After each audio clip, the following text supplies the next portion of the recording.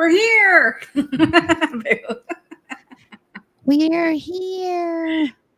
Yes. Back for another great Sunday fun day. Sunday fun day. Sorry, I am running behind on a few things.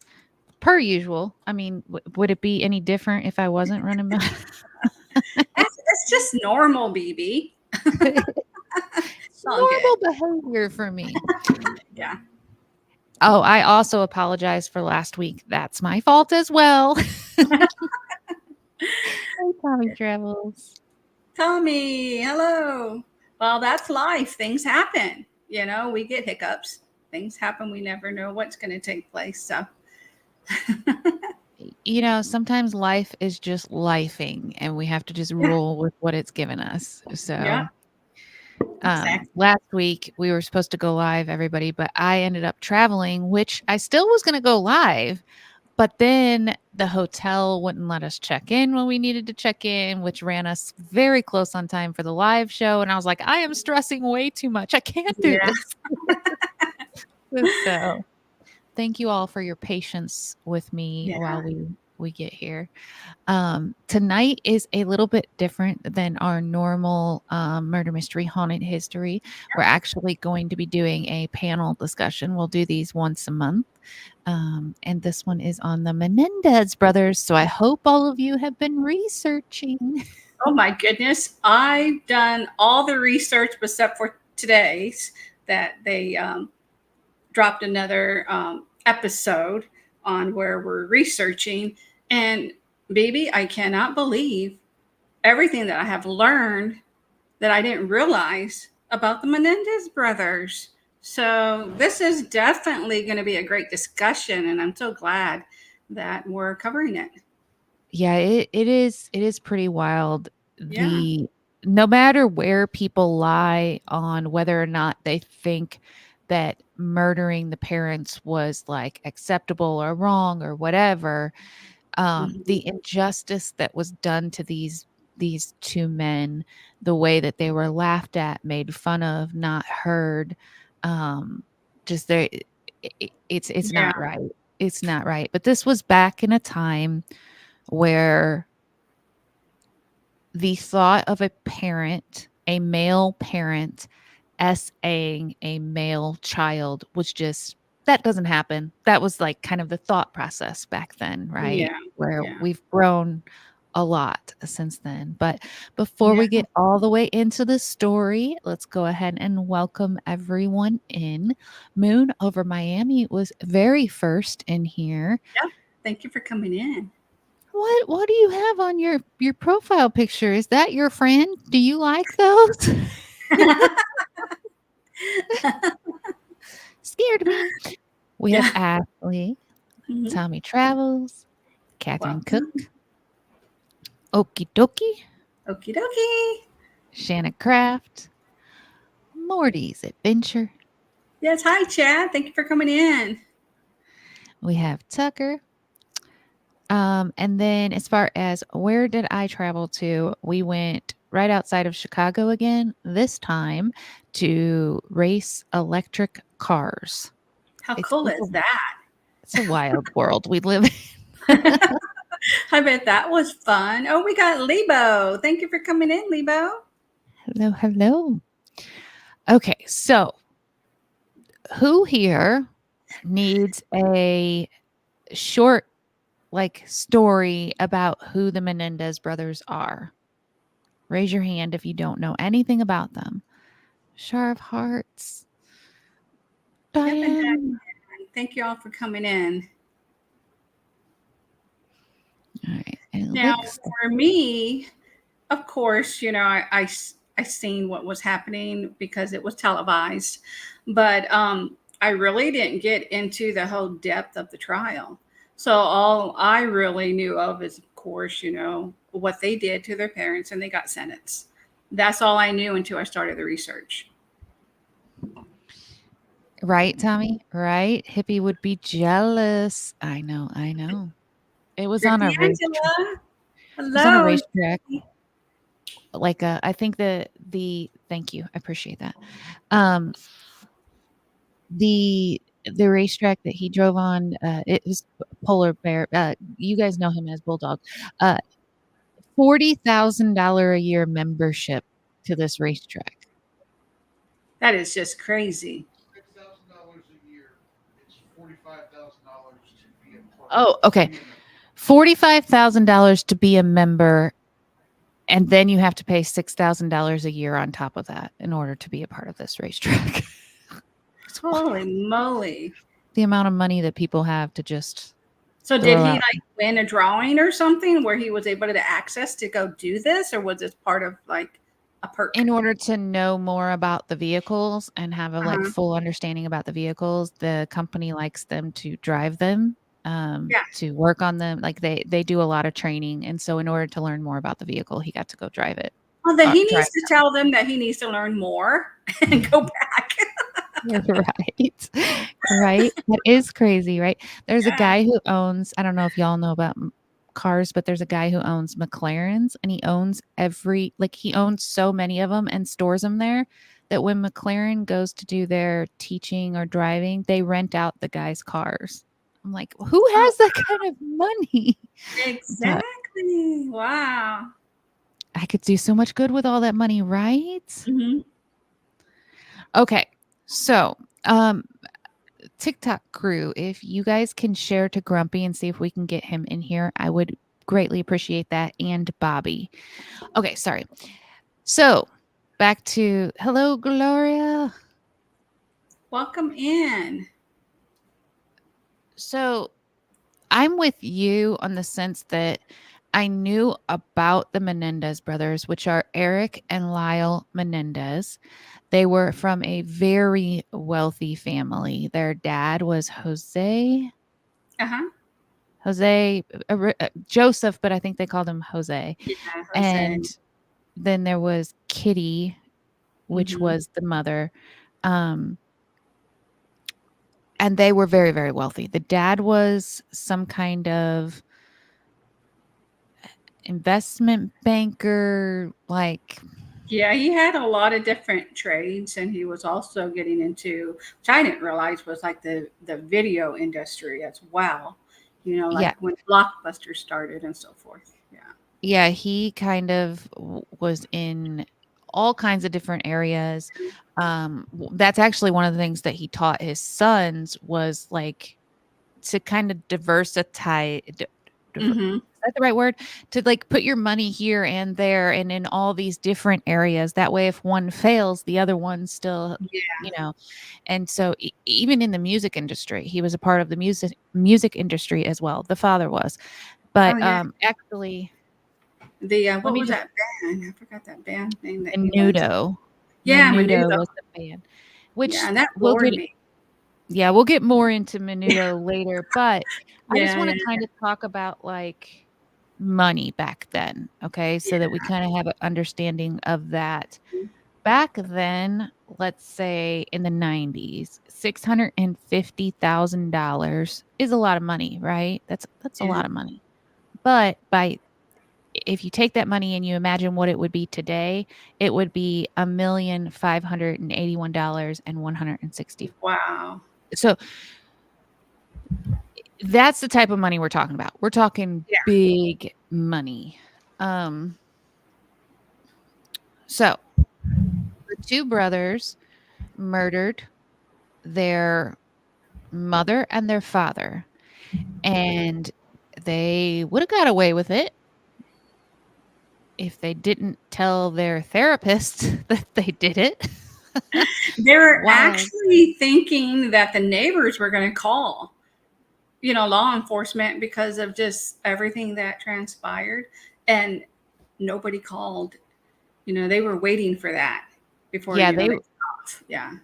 Yeah, when the actual murder happened, they thought somebody would call in the murder, but nobody did, and so their parents were kind of like, that's a whole ton.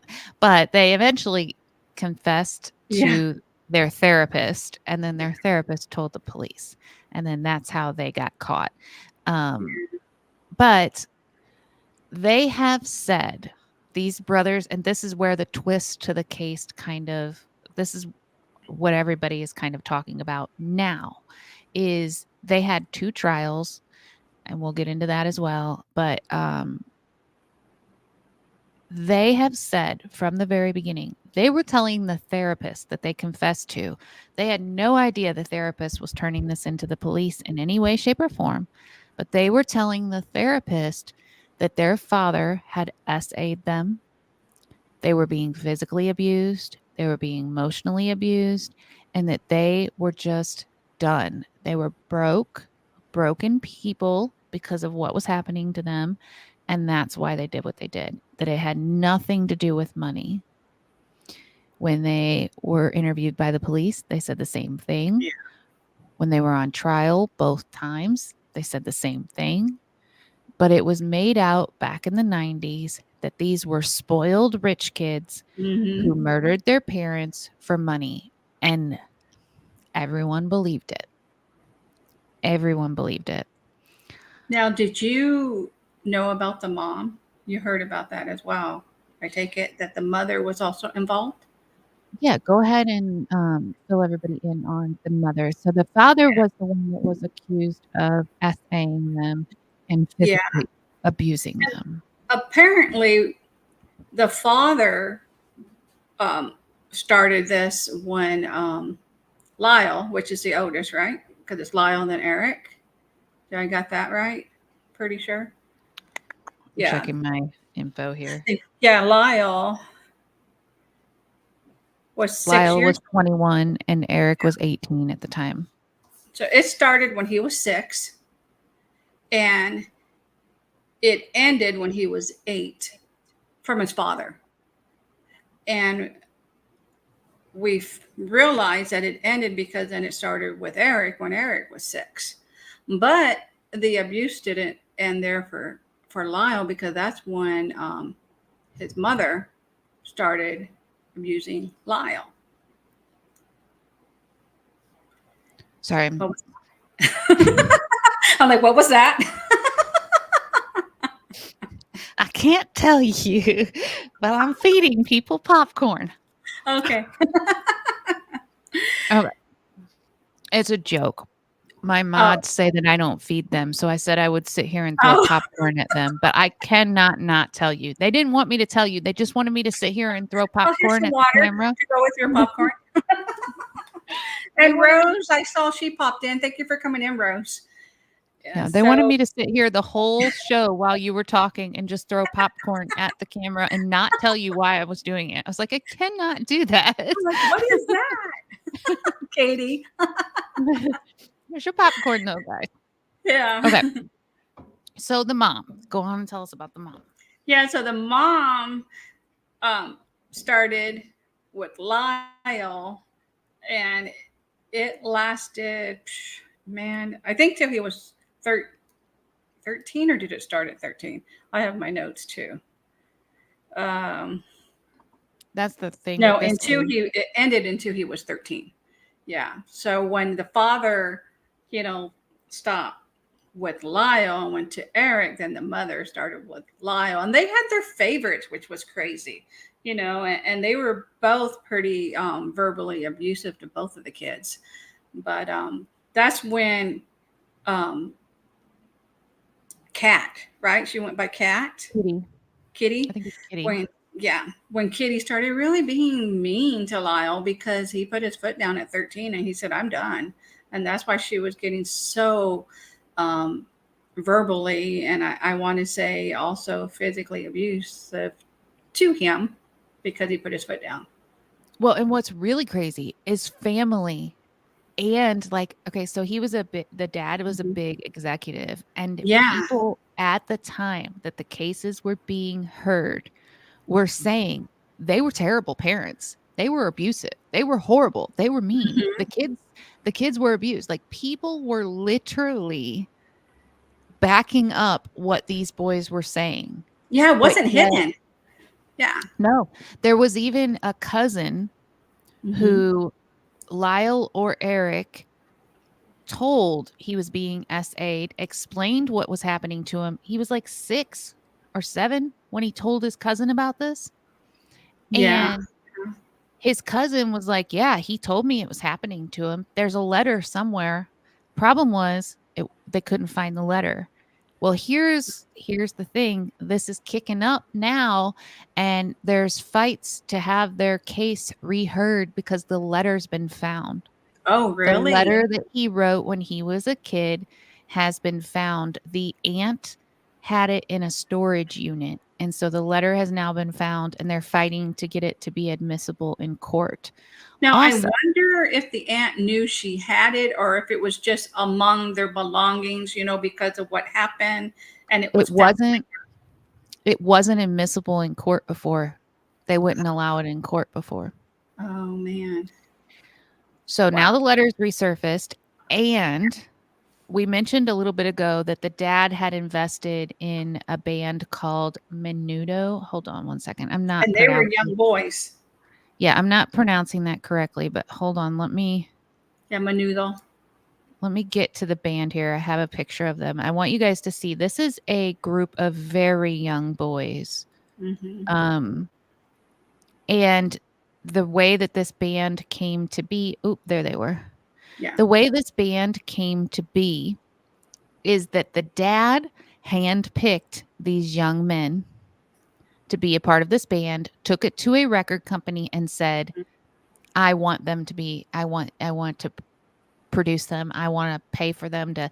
And so he created them. And as they would get too old for his liking, he would replace them with Yep. another young boy. Okay. So that's weird. And everybody knew about this. Yeah. Back when it was happening, everyone knew about it.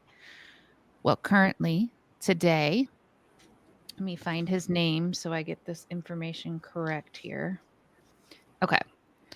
So the case is this is my notes. The case is being brought to surface again due to new evidence surfacing, including a letter Eric wrote to his cousin Andy in December of 1988, about 8 months before the crime. Sorry, I was wrong. There's a letter from when he was little, but there's also a letter from 8 months before the crime. Sorry, I got him confused. But a letter that he wrote on December 1988, about 8 months before the crime, and a victim of Jose, that's the dad, coming forward. Roy Rosello, a former member of the Puerto Rican boy band Menudo, claiming SA. Back in the 80s, Jose worked as an executive at RCA Records, and RCA signed Menudo to a recording contract. Rosello, 54 years old, has now written a sworn affidavit filed in 2023 that he went to Jose Menendez's home in the fall of 83 or 84 at the age of 14 or 15, drank a glass of wine, and felt no control over his body. He says Jose took him to a room and AR'd him, and he also states that the essay happened on 2 other occasions by Jose before and right after Radio City Music Hall performances in New York. Wow. And Yes. Tommy's saying that Ricky Martin, which it looks like Ricky Martin's down there on the left. That looks like Ricky right there.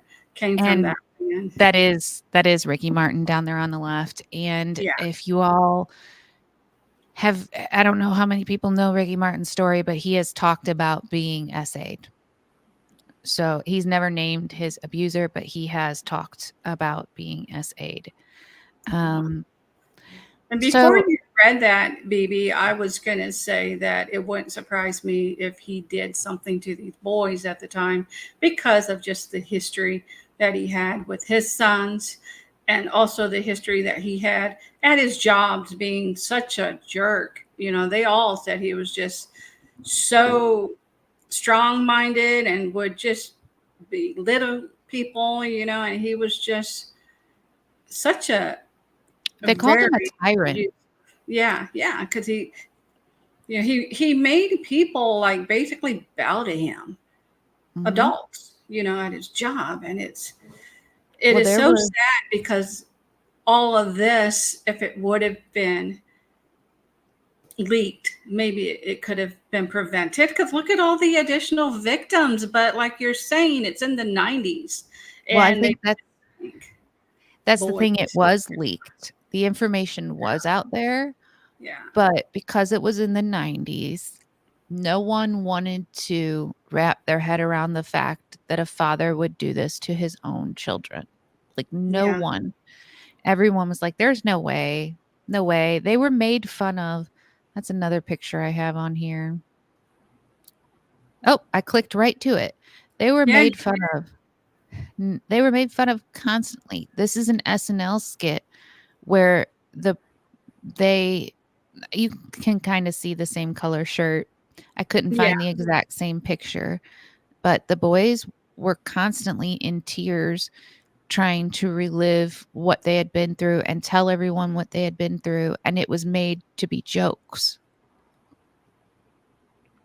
Yeah. It's not like it is today with the internet. I guarantee that all of this would have come out. It was worse in the 70s for sure. Mm-hmm.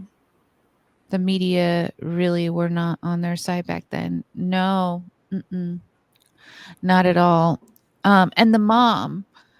So you were saying the mom kind of picked favorites. Yeah. The mom was an alcoholic. She Mm-hmm. was constantly drunk. She was also very familiar with pills. There was one time, there's a story that one of the relatives tell that they were at the store. And this is right around the time the guy who did America's Most Wanted, the guy who ran that show, John Mm-hmm. Walsh, Walsh. Mm-hmm. his child was kidnapped out of a Sears, like just right out of a Sears store. Mm-hmm. And this is right around that same time. And the boys were kind of being wild with their mom in a store like Sears. And Yeah. the mom was like ignoring them and not really dealing with them. And then the boys kind of ran off. And the relative that was with them said, "Hey, where's the boys?" And she said, "Well, I don't know, but at least it's quiet now." Yeah. Like, this is at a time where people were panicking and keeping their children close, right? And then the announcement comes over the thing and says that the boys are up at the front and she needs to come get them. So then she looks at the lady and says something along the lines of, like, "Oh, well, now we know where they are." And then just leaves them there and for over an hour. Yeah. They said Over it an was like hour. 2 hours before she went over there and retrieved them because she's like, well, now they got a babysitter, and she didn't care. She's like, now I know where they're at. And that's just, I mean, that's just a story to give you an example of Mhm. that's how their mom treated them, like they were an annoyance. And then dad was essaying, physically abusing them. They also were expected greatness. Greatness was expected out of them. Yeah. Um, the dad thought he was the best of the best at swimming. So he would coach his son. I forget which son, but he would coach him from, he spent hours. And the kids, I think at one point there was a story that the kid couldn't swim anymore. His body was cramping up and he went underwater, and you think the dad would go save him. No. Mhm. The dad worked him until he was drowning and then left him like that. Yeah. I believe it was Eric. You believe it was Eric? Too. Yeah. Yeah. I want to say it was the there You was want to say it one was Lyle? there was one that the dad preferred over the two of them, and I can't remember. I want to say it was Eric because this happened to Eric, the abuse, into the parents were killed. So it happened all the way up till that time, which was a total of, I want to say, 18 years to Eric. Now, Lyle, it was only 2 years with his father. And then as far Yeah, as the SA, and then the mother, started with Lyle. I think you might be right. I have Lyle as being the older one. Yeah, Lyle. I have Lyle being the older one too. Okay, so yeah, I think you're right. Yeah. So back when this all went down, and like I said, they had two trials. The general consensus or the general opinion was that the boys fabricated the abuse and that the motive was greed and money. They had trials in 1993 and a trial in 1994.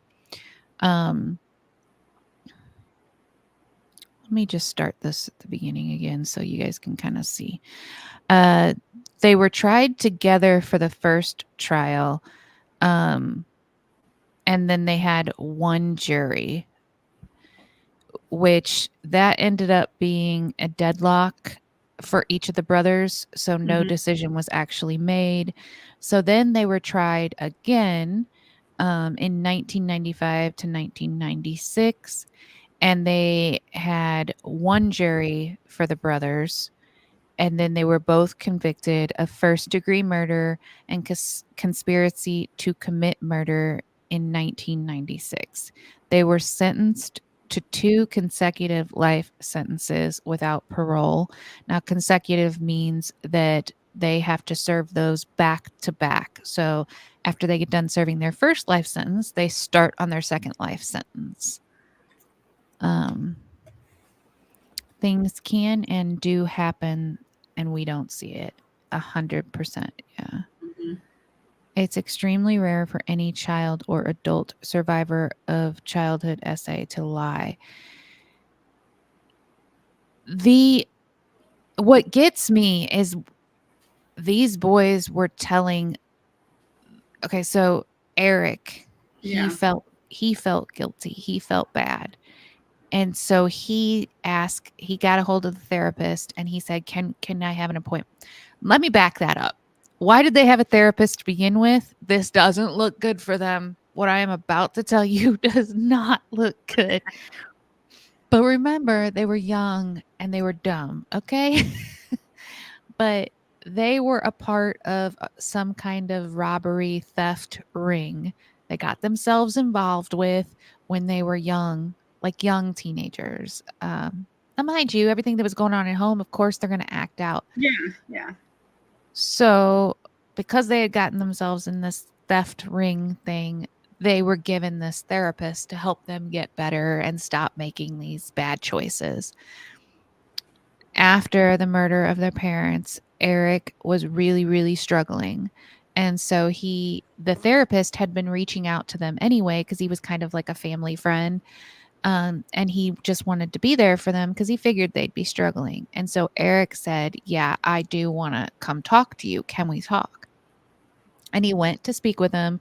He asked if they could go for a walk. They went for a walk.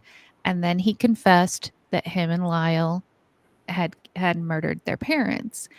And from the very beginning, now, mind you, he had the mindset that the therapist, whatever he told the therapist, was between him and the therapist, that the therapist couldn't tell on him, right? Yeah. And with that being said, he still told that therapist that he did it because of the abuse and it had nothing to do with money. So I struggle with people not hearing that part of it because so many people don't want to acknowledge that. But from the very beginning, it was all about the abuse they had been through. And it didn't help them in that aspect because, yes, I believe it wasn't about the money. It was about the life that they were living, which was horrible. But then when they were able to get a hold of some of the money, it didn't help that they went and bought cars, Rolexes, because they were just out like. Yeah, I actually. But they were naive too. I actually have notes on all that too. So let's jump to that. So that was another thing, was everybody was saying they were out spending money left and right. Let's go ahead and take a look at their house. This was not their full-time residence. This was not their permanent residence. Yeah, that wasn't her dream home. This was an interim home. They were just staying here while their very expensive house was being built. Okay. So when the parents were murdered, they actually were in a financial struggle. Not struggle, but like their money was tied up because this house was being finished up and this was where they were currently living. So the money was kind of tied up at the time. Also, had they died just a little while later, Lyle would have become the executor of the will. Okay. He would have made all choices. But when they died, the aunt became the person in control of the money. And any Yeah. money that the boys wanted to spend, they had to ask the aunt. So once again, if they were planning this, wouldn't they have waited until the money wasn't tied up? Wouldn't they have waited until Lyle was able to make all the choices with the money? Like, I just keep that in mind as we move forward here. But let me go over to comments real quick, and then we'll discuss the financial aspect of it. My uncle and aunt took me out on a boat way over my head when I was like 6 or 7. Could not swim. They picked me up and threw me overboard and paddled back to shore. Oh man, Rose. Yeah. My grandmother was horrified because she couldn't swim to come get me. I had to do my best to swim. That is terrible. After my mom when I was 4.5 every single time. I'm so sorry, Rose. Yeah, that looks like subpar architecture. Yeah, Tommy. And with that said, BB, what I heard is they were going to be moving into their dream home within weeks. Yeah, it was in weeks. like right on the cusp of it being done, which meant this house would have gone up for sale. There would have been more money available. Like if they were planning, it just doesn't kind of add up. But there's the backyard of this home. All right. So here's what I have to say about the money. The boys did spend money after the murder. They were given $650,000 from an insurance payout, but their aunt was actually in charge of the money. And in order to spend any kind of money, they had to ask her permission. So everything that I'm about to tell you that they bought or purchased was approved via the aunt. Okay. So, hey, Jen Joy, no problem. No problem. Yeah, thank you for coming in. So, between committing the crime and confessing to the crime, the boys spent $700,000. Now, mind you, $700,000 back then is $1,581,164 today. So they spent $1 million in that short span of time. And here's what they spent it on: a tennis coach, which is $60,000 a year, money on flights abroad, $15,000 on 3 Rolex watches. They wore the Rolexes to the funeral. Lyle bought a gray $64,000 special Porsche, replacing his old Alfa Romeo. Eric exchanged his Ford Mustang for a Jeep Wrangler. Eric was so less flashy. Like, he was not as flashy as Lyle. Lyle put $300,000 down on a payment on a restaurant called Chuck Spring Street Cafe in Princeton. Princeton is where he was going to college. The restaurant cost in total $550,000, and he renamed it Mr. Buffalo's. Eric spent $40,000 on funding a rock concert in LA. His friend bailed on the project, though, and he lost the money. They had been planning to buy a $900,000 luxury condo. Now, if we think about their purchases, their dad taught them to disperse money. So one was investing in the rock concert, one was investing in the restaurant. They were buying a home. So is it a lot of money? Yes, but to them, it wasn't a lot of money. They were used to having hundreds of thousands of dollars to spend. And if you think about the purchases and look at the things they spent it on, it was like he was diversified. I can't use the big words. I can't. I know it. It's in my head, but I can't use it. But he was doing what his dad told him. Yeah, he was spreading it out. So he was doing what his dad taught him, first of all. Second of all, and again, in order to spend the money, they had to ask their aunt. But because they spent that kind of money, and because people like us have never had that kind of money, to us, it was like, oh, these kids Like, wow. wanted me. Yeah. Mm-hmm. Yeah.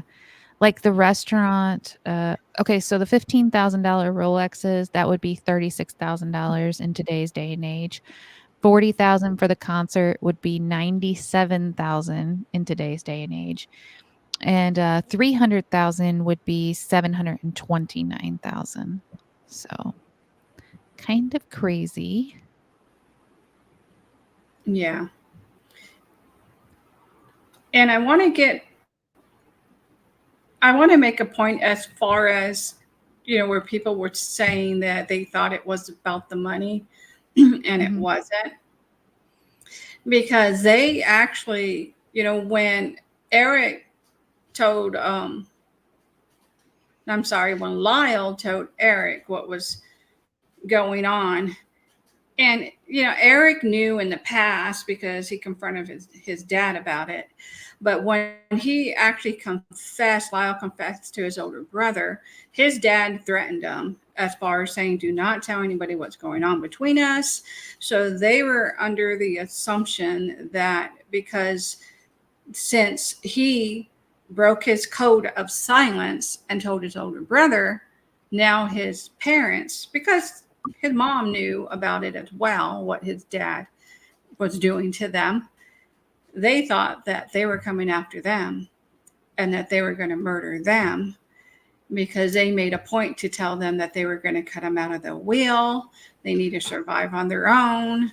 And they were getting very, very forceful, as far as going after the kids. So they were getting prepared, because they thought they were going to be taken out.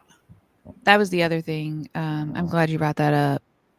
The cutting out of the will. They thought they weren't in the will. So again, with the money thing, they genuinely thought that they weren't even in the will. So when people say they did it for money, they had been told repeatedly that they were cut out of the will, that they weren't a part of the will anymore. So much so that they made another really big, oh, that doesn't look good for you boys. They hired a computer specialist. Now, this is back when computers first came out. So watching the computer specialist testify was wild. But they hired a computer specialist to go in and search for files and then delete the fact that he searched for the files. And when they asked that guy if he deleted his access or deleted what they asked him to delete, he's like, obviously not well enough. You guys found me. Yeah. Because they were looking for a missing will, because they thought there was a second will. And apparently, with Jose threatening them and telling them that they were going to be out of the will, apparently he didn't make the second will, because there was only one will. And I believe, Bibi, if I'm right, I think it was with his sister, right? And his sister, Jose's sister, have access to it. And she told them, no, there's only one will, and this is a will, and you guys are in the will. Yeah, they thought there was more money than there was, so they thought there must have been another will. But again, like we discussed, a lot of the money was tied up in the house and investments and different things, which all would have leveled out in a couple of, months or a year or so, which again does. So there's so many aspects to this case. And I really want to hear everyone's opinion now that we've kind of thrown some of the information out there. Now, we took, between Nettie and I, the research we just provided you guys, we've watched 6 episodes, and each episode is about an hour and 45 minutes to 3 hours. Yeah, these are very in-depth investigations, and that's just one podcast. There's another one where Rosie O'Donnell has been talking to these boys since they were arrested, and I have not even gotten to deep dive into that yet. So when I tell you that Nettie and I are giving you the very minimal Cliff Notes version, and that these parents were horrific. and the amount of people that knew Mhm. how bad these boys had it is disgusting that no one did anything. So, I wanna know what you guys think. I wanna know, I'm not saying murder's okay in any way, shape, or form, but I wanna know what you guys think if people had listened to them back then and Mhm. acknowledged the abuse as a reason for what they did, what kind of time do you think they should have faced? What kind of trouble do you think they should have been in? Um, and I And to wanna know. add to the story, I don't know if you were aware of this as well, BB. You probably are because you've watched, the podcast that I've watched. But with Jose being in the video industry, he brought home videos that he made the kids watch. And it was on the stand when Lyle mentioned it that they were pretty horrific um, SA videos. They weren't just your normal SA. They were like where they were physically abused, gang R's and so forth that he made his It's young been boys it's watch. been speculated that the dad had ties to, let's say, kind of the stuff that the island has been, outed for. I have to be careful with what words I use, but there is a man that had an island that flew rich people out to that island to do certain things.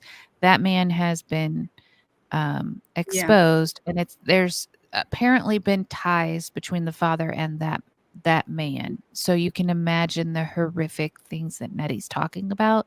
yeah, This was stuff you would find on the dark web. This isn't stuff. yeah. This isn't It's normal not stuff. your normal, and I don't want to say any abuse is normal, but this is like horrific, and to the point that Eric also abused his younger brother Lyle. I don't know if you remember that, baby. He took him out to the woods, and he did what his father did to his brother. They were Um, also forced to beat each other up. yeah, and he knew no different. He didn't think, like, hey, this is happening to me. This is prior to Eric being abused by his dad. So he was also abusing his younger brother. And when he realized this was a norm for them, this is what they learn, and that it was abuse that he did to his brother. He just broke down on the stand, talking about it. Yeah, they were really, Yeah, again, it's a the sad fact that case. no one listened to it is just heartbreaking. Heartbreaking. All right, let's see what kind of answers we have over here. Also, I am going to play through this slideshow. I've been very careful not to play through this because there are representations of the crime scene photo in here, and then there is one photo that is the actual crime scene. I'm going to explain what the boys did before I play the slideshow. But I want to warn everybody, if that's something that bothers you, I'll try to stop right before that picture, let you know so you don't look at the screen. It's Hmm. blurred, but it's still an actual photo. Okay. Unfortunately, the parents got what they deserved since no one would step up and help those boys get away from them and get the parents locked up. I would agree with that, Rose. Uh,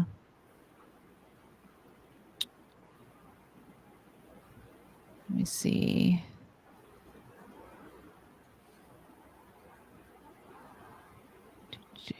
I think the boys should be freed and compensated. They should have spent some time, but not forever. They needed more therapy than time served. I agree. I agree. Um, I don't know that any amount of therapy could have ever helped these kids. I don't know. They seem to be functioning, but again, they're functioning with a prison mentality, so I'm Yeah. not sure. You're out of power? Uh-oh. If y'all lose me, I won't be back. That means I went out with my power. But we're just gonna pray that doesn't happen. Um, okay, so basically the boys had pew-pews. I don't know if I'm allowed to say the word. And um I think it's Eric was the first one to go in, and I'm not going to say which boy did which. I'm just going to say this is what went down. They went in and they pew-pewed the dad on the couch, and the mom started to try to escape. So they pew-pewed her, and then she was still making noises. So they pew-pewed her some more. They set it up. The boys kind of set it up to look like it was a mob hit or Mhm. a hit of some kind. Um, and like Nettie mentioned earlier, they did not, they thought that neighbors would hear the pew pewing because there was no silencers or anything. No. Mhm. These were big weapons, and nobody heard anything, and nobody called anything or did anything. And so the boys then had to say that they came home and discovered their parents that way. And that's how the parents were then discovered. Good thing nothing like this would ever happen in today's day and age. Right, P. Diddy? Yeah. And Right? it was buckshots and BBs is what was used as far as the ammo. So Mhm. it was like sporadic. Yeah, I forget.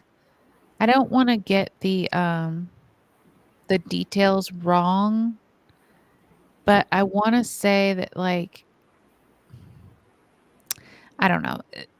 When I say that they set it up, if you want to look into it more, please do. But the boys didn't make it look like a robbery. They made it look like a hit. Like the dad had pissed off the wrong people and those people came and got him. And had they not confessed, it very well may have gone that way because apparently they had it set up really well to look that way. All right, so let's go ahead and go through these. So far you've been seeing names, but we'll get into it where I don't have names and I apologize. But I mean, they look like a normal, average, happy family in the picture. Yeah. These two don't look like they hate each other, but apparently they do. Oh, I almost forgot. Their child, the parents, and mostly you guys, this is what ends up being the case in every scenario like this, but their parents were horrible.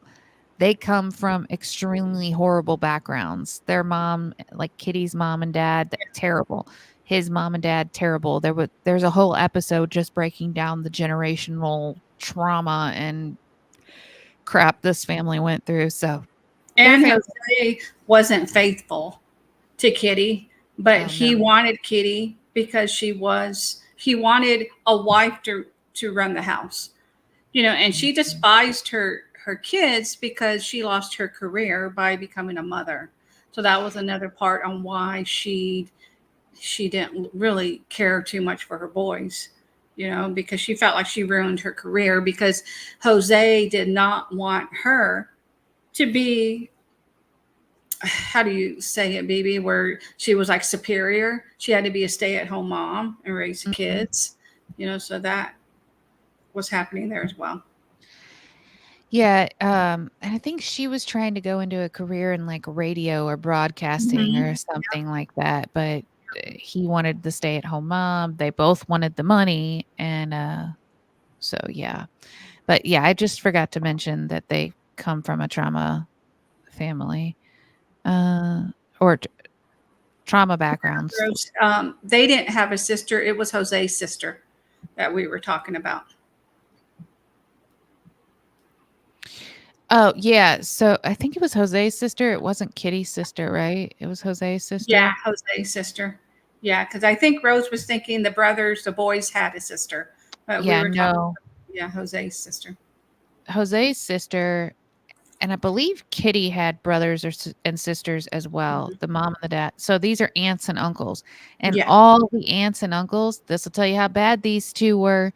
All the aunts and uncles have said that they 100% understand and forgive the boys. Mhm. Forgive them for what they did and that they understand. So that tells you a lot right there. Yeah. Um, but let's keep going and look at the pictures.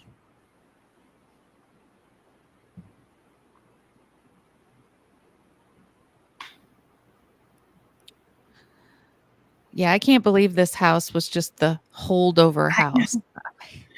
And it does surprise me that nobody called law enforcement, because look how close, even though they're big, beautiful homes, look how close they are to each other. Yep, they're You know? right on top of each other. A Yeah. shotgun, a shot. I should They're probably have said shotguns. that word, but you should hear that. You should hear Yeah. that, and the amount of times that it went off too. Like, Yeah.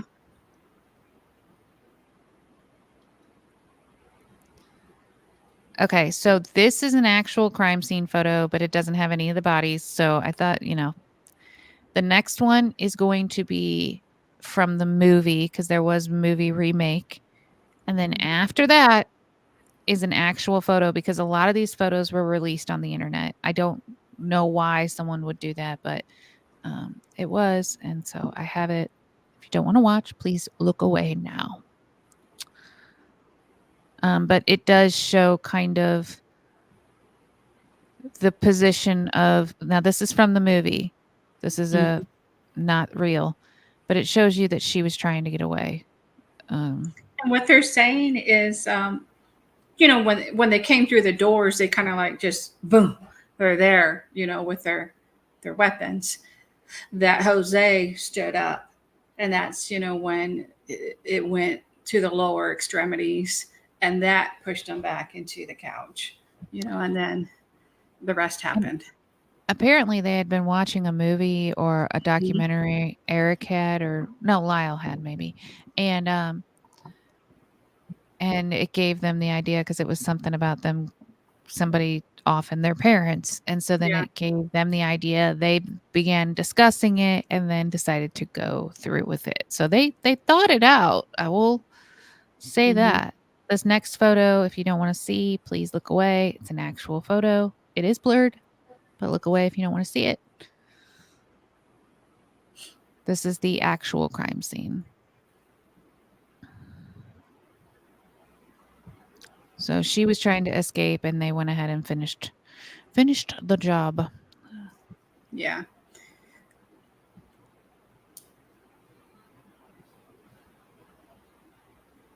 A lot of people were saying too that he had gone off to college, he had left, there was no reason that he needed to do it. The abuse wasn't continuing, da da da da. But let's think about that for a second. If you've been abused the way these boys were abused, wouldn't you be worried about who else he was going to do it to? Yeah. You know, and That's when he confessed to Eric, and that's when basically all hell hit the fans, because the parents knew that they were talking about it amongst each other, and that it was probably going to get leaked.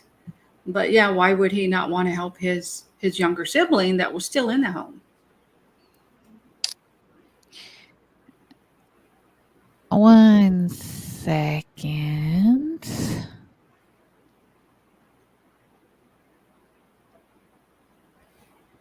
We're in the middle of a red zone right now. I'm seeing it as it's being talked about by Tucker, and Are you I okay? yeah, but Bulldog is leaving the house. I don't think he realizes we're in the middle of one right now. Oh, okay. I'm in the basement, so I'm safe.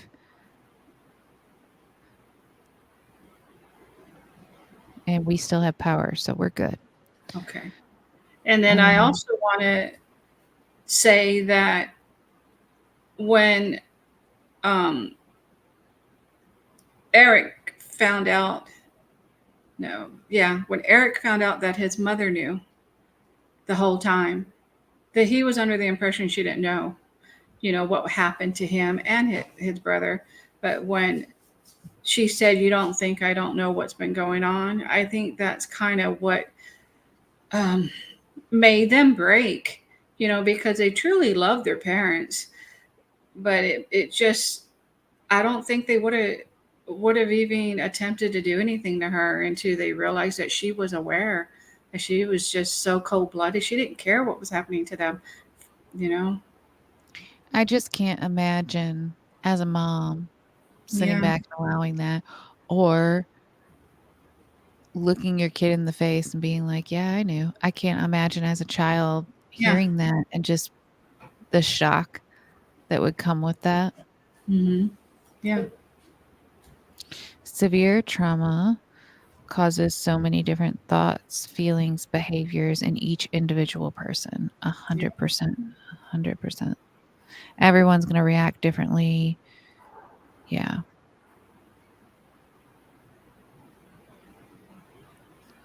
But these are the different trials, just different images I found of them. A lot of people, again, looked at them and thought handsome, spoiled young men. And I can see why people thought that. I mean, when you look at them, the smiles on their faces, the amount of things that they had in life, but again, it's heartbreaking that that was. Plus, they were threatened that they could not say anything to anybody, and they put on a good front. They couldn't show the emotional trauma they were going through. Diane, I agree. That would probably be. Yeah.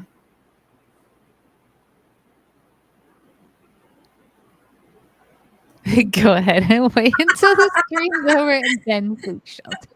Actually, I am where I would seek shelter, so we're good.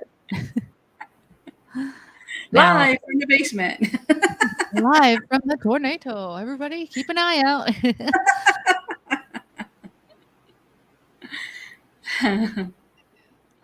Yeah, I can't believe the amount of pictures of these guys in trial is unreal.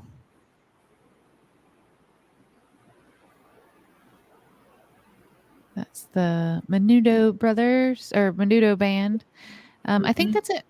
That is all I had as far as images go.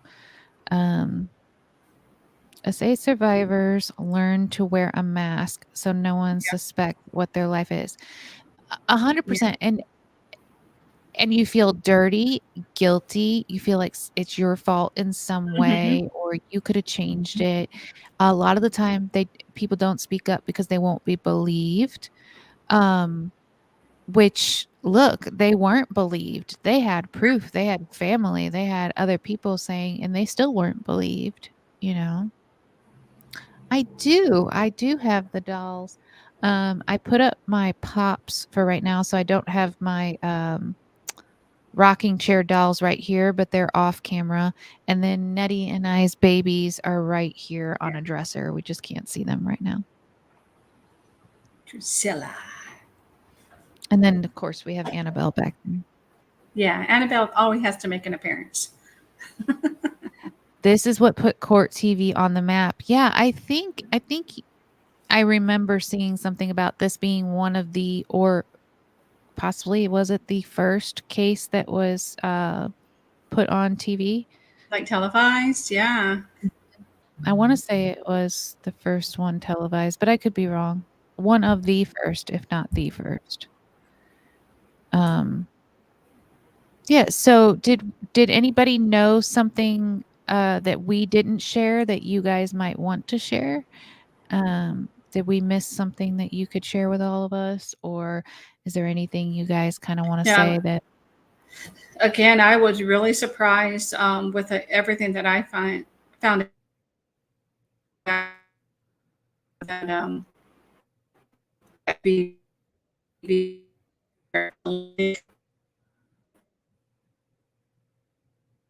Is that me? Am I losing you guys?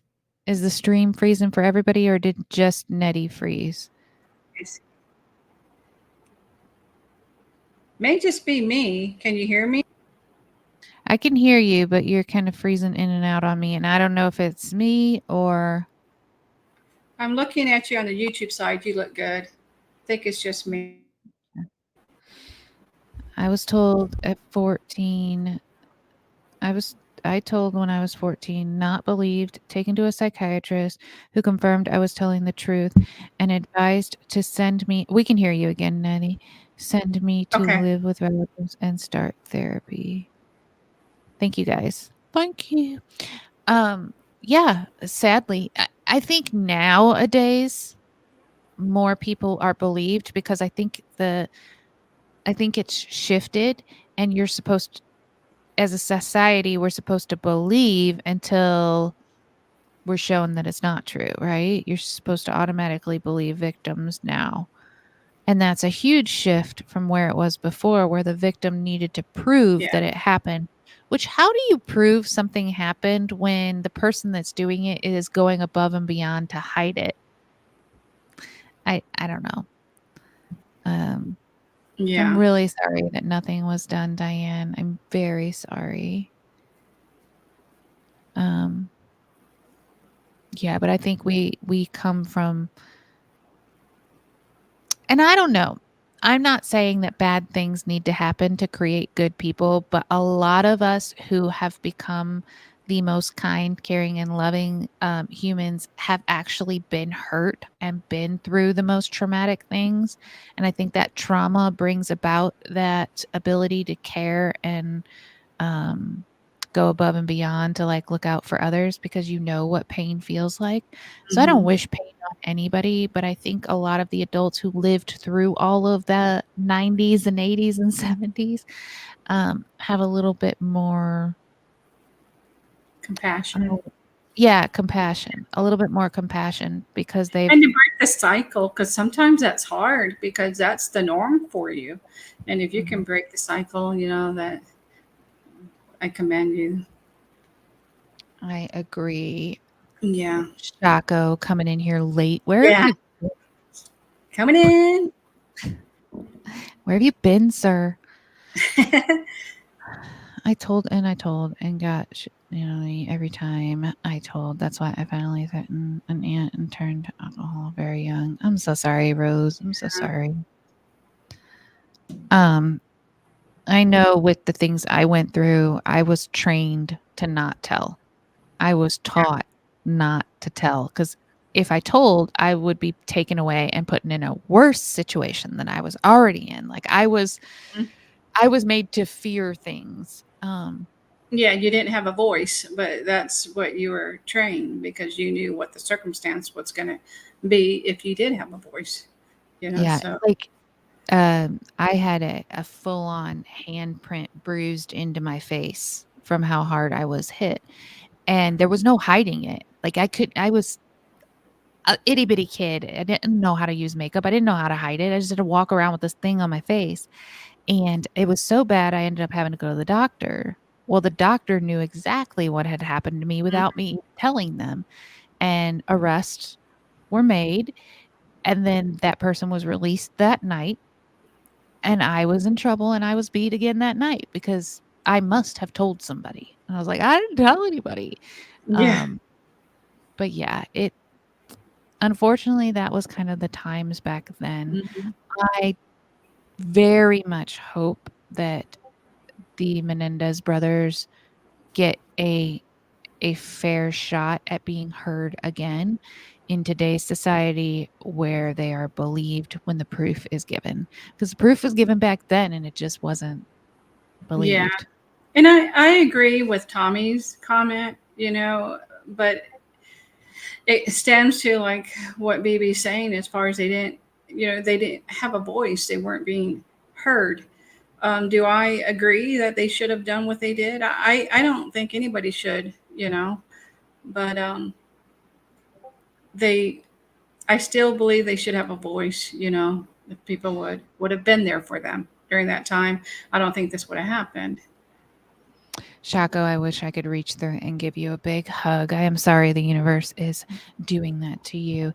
And yeah, I think that's the polarizing thing about the case right now is a lot of us went through horrific things and we didn't murder somebody. Yeah. Yeah. We didn't plan out a murder. We didn't murder somebody. But again, we aren't them. We weren't in their shoes. We didn't go through their abuse. So we have no idea what that would have done to us psychologically. Do I think murder, unless like somebody's attacking you, if somebody's physically attacking you at that Oh moment, yeah. defend yourself, then I totally understand murder. Yeah. But do I understand going after someone? No. But again, my mental health is different than that person's mental health, and I won't ever wrap my head around it. But I guess the question then would be, Tommy, I have a question. How long should they serve for murder given everything they've been through? Do they still need to serve 2 consecutive life sentences? Or is there some kind of understanding for why they did it that should be taken into account? And I guess I asked that of all of you guys. What do you guys think? Mm-hmm. You said just kidding. What'd you say just kidding to? Did you get... Oh, you got filtered. Maybe I'm not kidding. Everyone deserves to be heard and heal their trauma. Yes, 100%. And maybe if they had a retrial and people heard them and didn't make fun of them this time, maybe that would be enough to help them heal a little bit.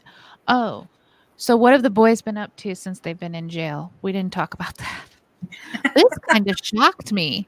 This kind of sent me for a loop. But Joseph Lyle Menendez, oh no, sorry. That's the dad.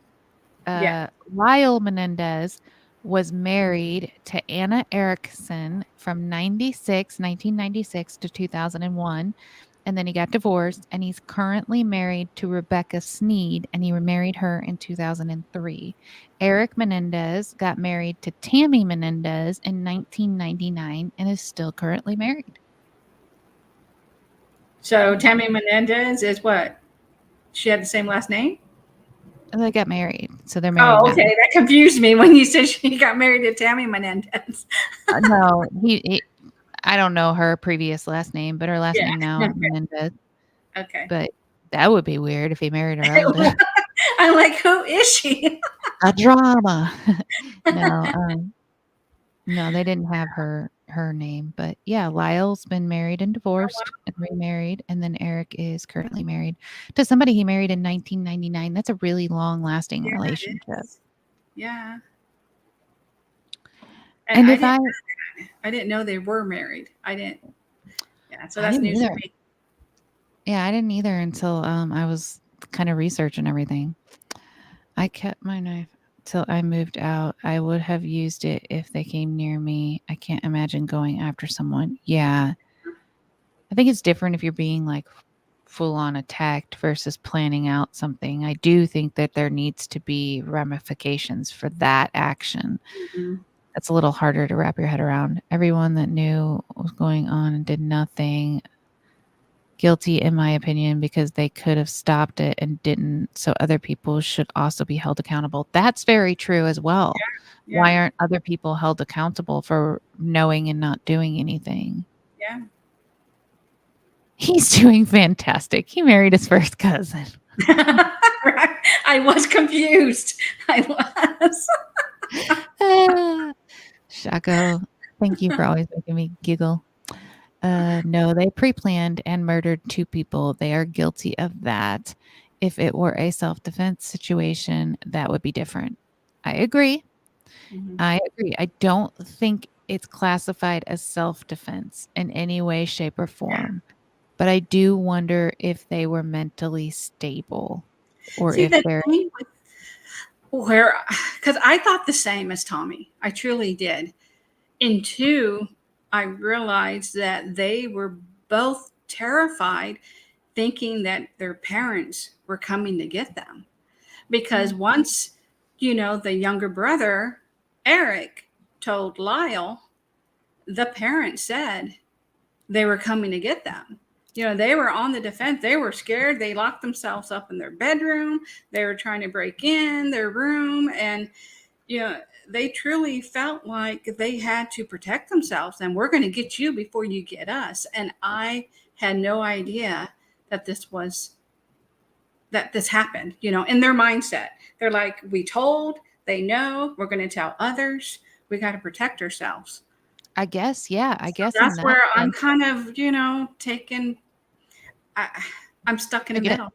Yeah, I guess in that sense, if you were terrified for your own life that your parents were going to come after you and make it look like a hit, and that they had the money to do that kind of stuff. They had the money to hire people and make it look that way. Yeah. So yeah, that would be wild. Hello, my backyard science. Hello, hello. Hello. Yep. Yeah, that would be hard for sure. Mm-hmm. They're terrified.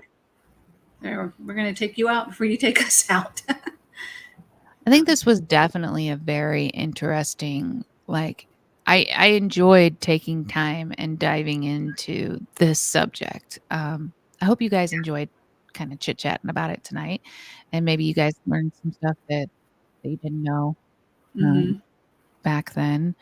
But yeah, I think it's wild the way that the system works. Worked back then, and how many changes have come about now.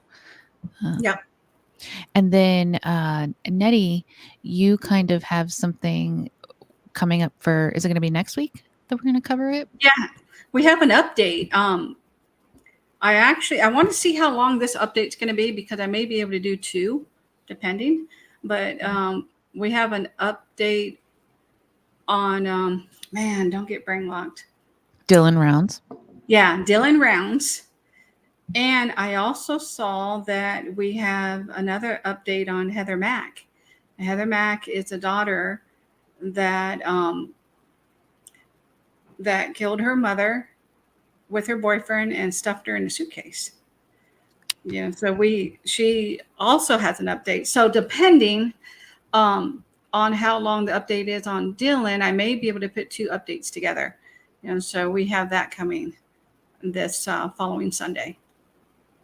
So we're going to kind of have an update Sunday. Nettie's going to grab that all for us. And we'll also give you kind of a rundown of what the case was. We've covered them other Sundays on the show, but she'll give a little synopsis of what the case is to catch you up, and then what currently has recently just happened. Yes, Diane. Yes. Man, the hell that family went through. I know. Thank goodness they were able to have that. Yeah. And then what was the Daybell case? The Daybell case is hard.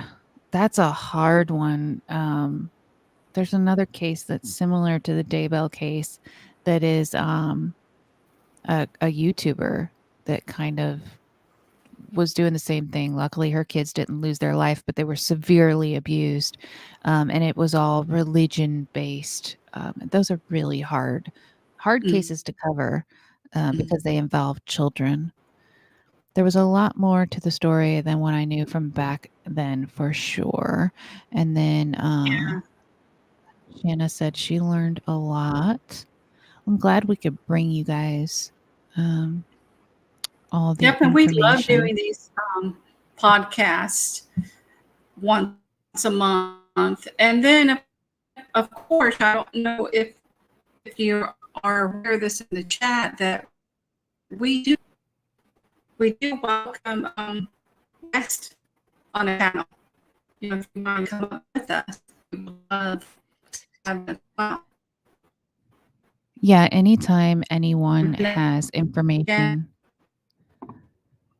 we're losing her again.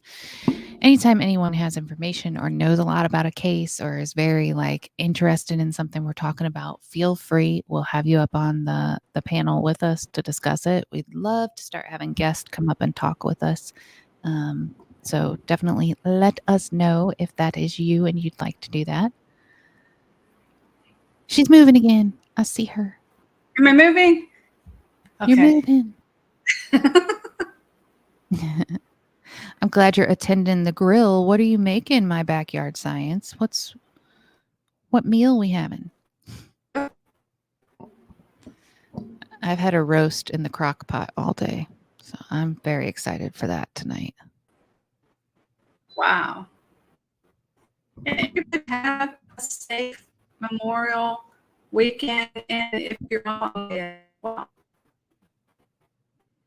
Yes, everybody, please be safe and remember those we have lost, and that's what the day's about. So make sure you take just some time to think about them tomorrow.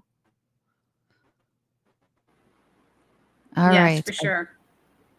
I think that's it, and we're going to wrap it up. Thank you guys so much for joining us on Sunday Fun Day. Wishing you all much kindness and much love. And Nettie says, sending love your way. Sending love your way. There she is. All right. Bye, everybody. Bye.